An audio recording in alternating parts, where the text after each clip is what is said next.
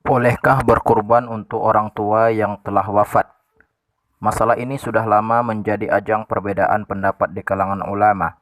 Sebagian dari para ulama membenarkan bahwa menyembelih hewan kurban untuk keluarganya yang telah wafat itu boleh dilakukan dan pahalanya akan bisa disampaikan kepada yang dituju. Namun sebagian dari para ulama tidak membenarkan hal ini. Mereka menolak bila pahala penyembelihan hewan udhiyah atau hewan kurban ini bisa dikirim kepada almarhum di alam kubur.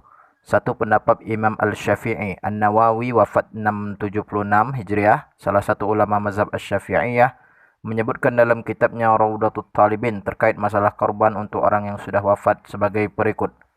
Wa dzakara sahibul 'adda annahu law anbata 'aynan aw hafara nahran aw gharasa syajaratan aw waqafa mushafan fi hayatihi aw fi'lihi ghairihi anhu ba'da mautihi yalhaqu thawab al-mayyit.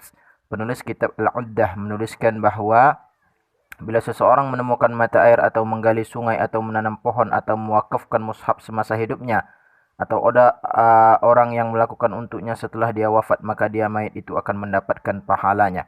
Wa'alam anna hadhihi al-umur idza sadarat min al-hayy fahiya sadaqatun jariyatun yalhaquhu thawabuha ba'da al-mauti kama sahha fil hadithi. وإذا فعل غيره عنه بعد موته فقد تصدق عنه والصدقة عن الميت تنفعه ولا يختص الحكم بوقف المصحف بل يجري في كل وقف.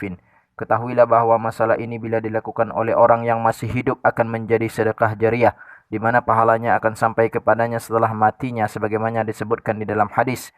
Dan bila orang lain yang melakukannya setelah kematiannya juga termasuk sedekah baginya, dan sedekah untuk mayit akan memberikan manfaat. Hukumnya tidak sebatas mewakafkan mushaf tapi berlaku untuk semua wakaf. وهذا القياس يقتضي جواز التضحية عن الميت لأنها ضرب من الصدقة وقد أطلق أبو الحسن العبادي جواز التضحية عن الغير وروى فيه حديثا لكن في التهذيب إنه لا تجوز التضحية عن الغير بغير إذنه وكذلك عن الميت إلا أن يكون أوصى به.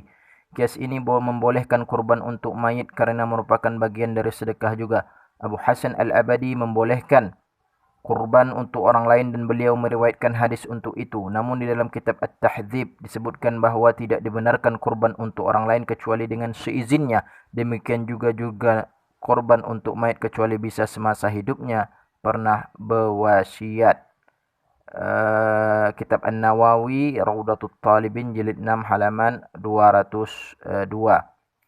Dari pemaparannya nampak bahawa para ulama dalam mazhab Asy-Syafi'iyah tidak sepakat tentang kebolehannya. Ada yang membolehkan tanpa syarat dan ada yang membolehkan tetapi dengan syarat. Sebagian yang membolehkan kurban untuk mayit mensyaratkan harus ada wasiat dari mayit sebelum kematiannya, dan sebagian yang lain membolehkan kurban untuk mayit tanpa harus ada wasiat sebelumnya dengan dalil bahawa bila mayit itu berhutang lalu dilunasi orang lain, maka pembayaran hutang itu bermanfaat buat mayit itu meski dia tidak pernah mewasiatkan sebelumnya. Mazhab Al-Hanafiyah dan Al-Hanabilah sebaliknya, kalangan fuqaha dari Al-Hanafiyah dan Alamiyah sepakat bahawa hal itu boleh hukumnya, artinya tetap sah dan diterima di sisi Allah sebagai pahala kurban. Mereka membolehkan pengiriman pahala menyembelih hewan udhiyah kepada orang yang sudah meninggal dunia dan bahawa pahala itu akan bisa bermanfaat disampaikan kepada mereka. Dasar kebolehannya adalah bahawa dalil-dalil menunjukkan bahawa kematian itu tidak menghalangi seorang mayit bertaqarrub kepada Allah sebagaimana dalam masalah sedekah dan haji. Dari Ibnu Abbas bahwasanya seorang wanita dari Juhainah datang kepada Nabi dan berkata, ibu saya telah bernazar untuk pergi haji tapi belum sempat pergi hingga wafat. Apakah saya harus berhaji untuknya? Rasul menjawab, ya, pergi hajilah untuknya. Tidakkah kamu tahu bila ibumu punya hutang?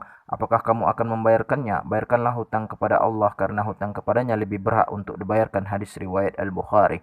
Hadis ini menunjukkan bahawa pelaksanaan ibadah haji dengan dilakukan oleh orang lain memang jelas dasar hukumnya. Oleh karena para sahabat dan fuqaha mendukung hal tersebut.